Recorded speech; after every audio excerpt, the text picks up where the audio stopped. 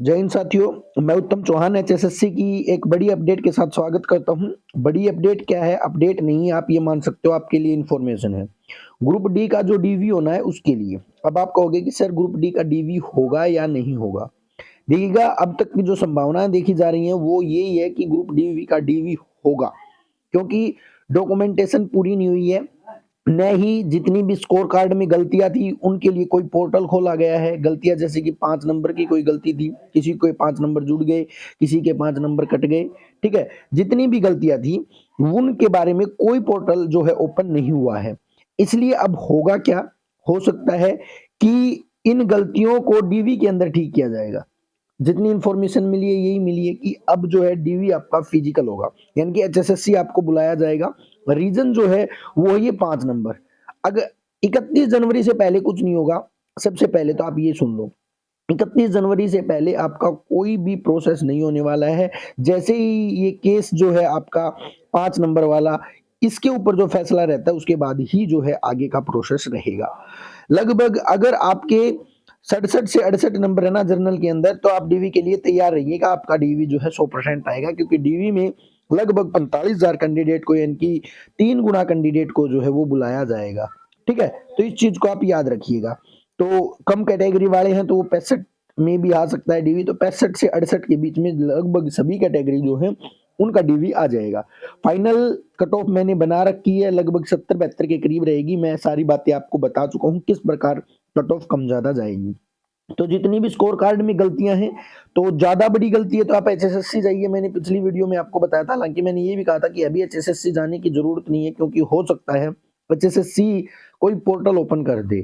लेकिन कोई portal open नहीं किया है। स्कोर कार्ड के अंदर बहुत सी कमियाँ हैं, तो उन कमियों को दूर करने के लिए जो एचएसएससी है वो यही चाह रहा है कि डीवी जो है वो ऑफलाइन ले लिया जाए, यानी कि डीवी एचएसएससी में बुलाकर ले लिया जाए और एचएसएससी के अंदर जितनी भी कमियां, मतलब सॉरी, जितनी भी स्कोर कार्ड में कमियां हैं वो वहीं पर दूर कर दी जाए। ये तैयारी चल रही है। तो बच्चों के मैसेज आ रहे थे कि सर डॉक्यूमेंट कौन-कौन से तैयार करने हैं और कब के तैयार करने हैं। मैं सारी बातें बताऊँगा कि 5 नंबर वाला फंडा रहता है, तो भी आपको एक बार के लिए आप ये मान के चलो कि सारी पॉसिबिलिटी जो हैं वो एज़ पर एडवर्टाइज़मेंट है, यानी कि 5 नंबर आपको मिल रहे हैं। ठीक है? 5 नंबर नहीं मिलते हैं उसके बाद तो आपको कोई भी फॉर्मेलिटी करने की ज़रूरत नहीं है। एचएसएससी को डीवी ही नहीं लेना पड़ेगा। डायरेक्ट आप लिस्ट लगा देगी 95 में से, फिर तो कोई गड़बड़ ही नहीं रहेगी। लेकिन ये जो आर्थिक नंबर जो हैं, ये बहुत बड़ा जो है आप ये मान सकते हो मसला बन रहे हैं हर हर भर्ती के लिए। एक बार के लिए डीवी देख लीजिएगा, डीवी के जितने भी डॉक्यूमेंट हैं। देखिएगा, ग्रुप डी है, ग्रुप डी के लिए क्वालिफिकेशन 10th चाहिए, तो आपके पास 10th की जो है मार्कशीट ओरिजिनल होनी चाहिए। डोमिसाइल आपके पास होना चाहिए 7 साल पुराना।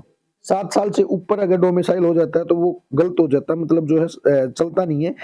इसलिए आपके पास रेजिडेंट सर्टिफिकेट होना चाहिए, आधार कार्ड होना चाहिए जिसमें आपकी डेट ऑफ बर्थ पूरी हो, कास्ट सर्टिफिकेट होना चाहिए लेटेस्ट।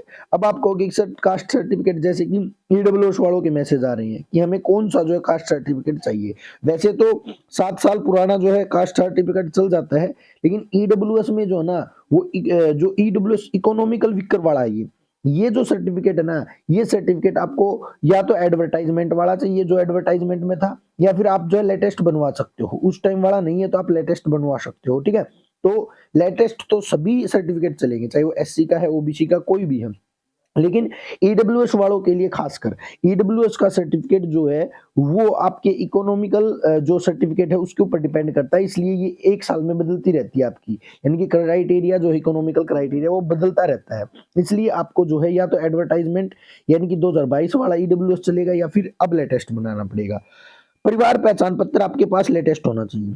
ये किसके लिए ज़रूरी है? ये आपके जो ये 5 नंबर आपने ले रखे हैं, 5 नंबर क्लेम कर रखे हैं। अब किसी के मिले हुए हैं, किसी के नहीं मिले हुए हैं। हालाँकि एचएसएससी जो है वो 31 तारीख की वेट कर रही है, या फिर आज यानी कि 18 तारीख को जो है कुछ फैसला हो सकता है। हालाँकि वो केस आज नहीं है जो 31 तारीख को है, ठीक है?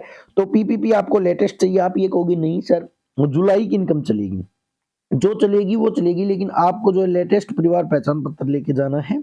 उसके बाद एचएसएससी अपने आप देख लेगा कि आपकी परिवार पहचान पत्र में आय कितनी है, पहले कितनी थी, अब कितनी है, घटी है, बढ़ी है। इसीलिए जो बोर्ड है वो फिजिकल वेरिफिकेशन की सोच रहा है, क्योंकि फिजिकल वेरिफिकेशन में तो बहुत से बंदे वैसे ही फँस जाएँगे। उनसे पूछ लेंगे मतलब मैनुअली पूछ लेंगे कि भी आपकी इनकम कितनी थी, क्या नहीं था। वो जो भी चीज़ें, जो भी सर्टिफ़िकेट्स माँगेंगे, वो वहाँ पर आपको जमा करवाने पड़ेंगे, ठीक है? ऑनलाइन फॉर्म का प्रिंट चाहिए, जो जब आपने फॉर्म भरा था, एडमिट कार्ड आपको चाहिएगा, 4 पासपोर्ट फ़ोटो चाहिएगे।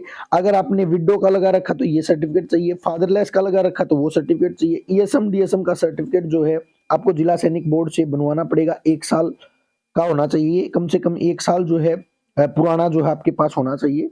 तो लेटेस्ट आप लेके जाइएगा, जितना लेटेस्ट हो सके। पीएच सर्टिफ़िकेट, फिजिकल हैंडीकैप का सर्टिफ़िकेट जो आपको चाहिएगा।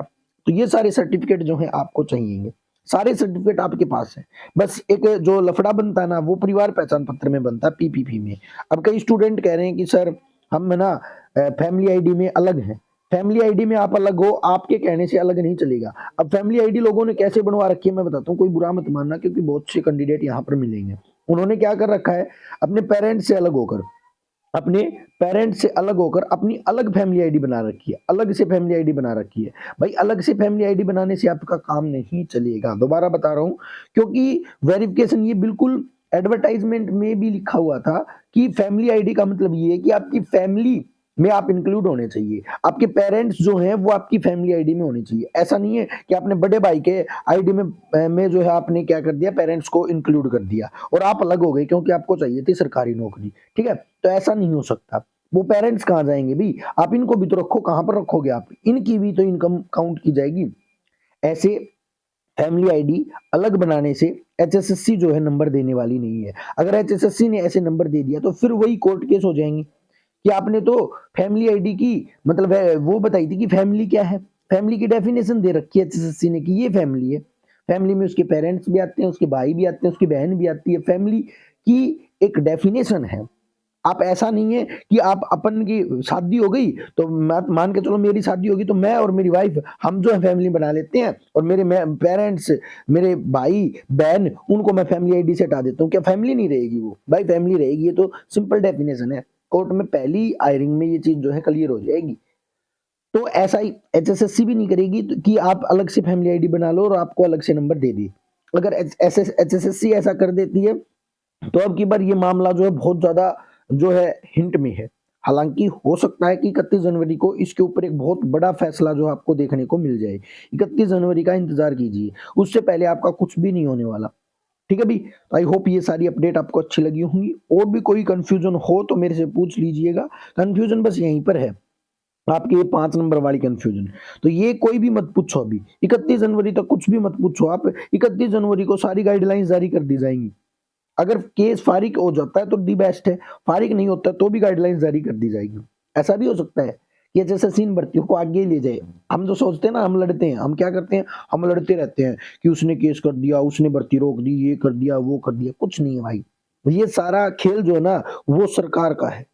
सरकार आप लोगों को चलाती है, मोरे की तरह चलाती है आप लोगों को। आप क्या सोचते हो कि आपने केस किया है? नहीं, सरकार खुद केस करवा रही है।